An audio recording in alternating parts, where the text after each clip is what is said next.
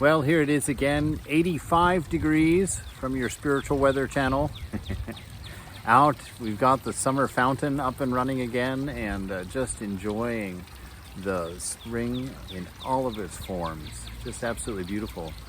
Somebody sent me, someone of you out there sent me this week in the mail a really cool little book. It's diary entries from spiritual mystic, I guess. It's the name of the book is called Letters by a Modern Mystic. Excerpts from the letters written to his father by Frank C. Laubach. The first one that I read, not so profound, but beautiful. And it's that beauty that always captures my, I guess, inner eye. And I like to keep my eyes on those things. So let me read this to you. He says, to be able to look backward and say, this has been the finest year of my life. That is glorious. But anticipation, to be able to look ahead and say, this present year can and shall be better. That is more glorious. If we said such things about our achievements, we would be consummate egoists.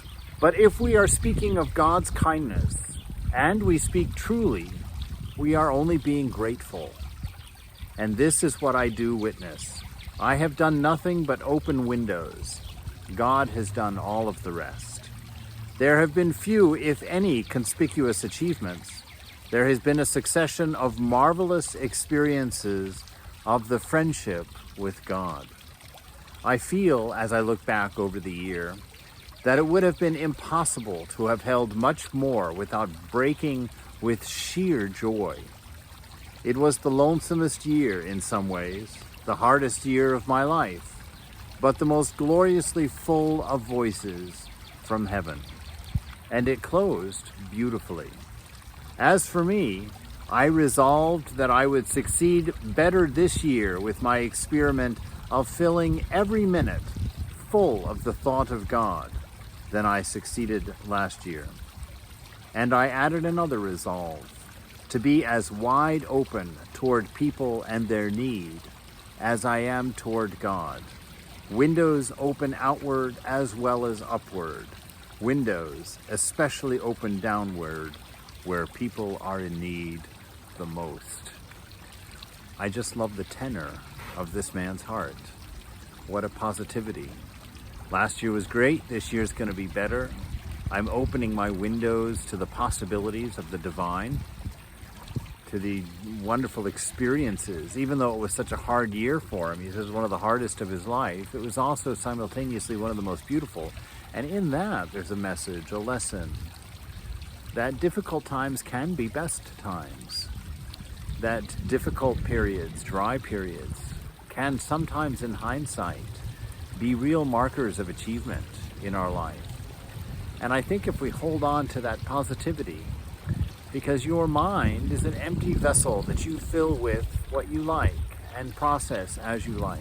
It can be a negative space that holds all of the negative memories and pains that you've got, and it will begin to process real time in that way also and see things from that angle. But take this man's spirit, take this man's firm resolve to have a beautiful life and learn from that.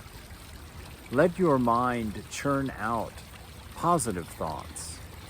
Let your mind ruminate on beautiful things.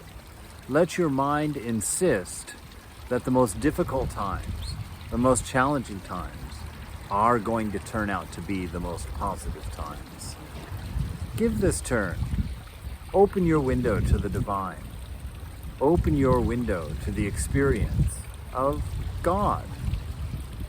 And see what unfolds. See what needs in the lives of people around you you are able to become sensitive to and take care of.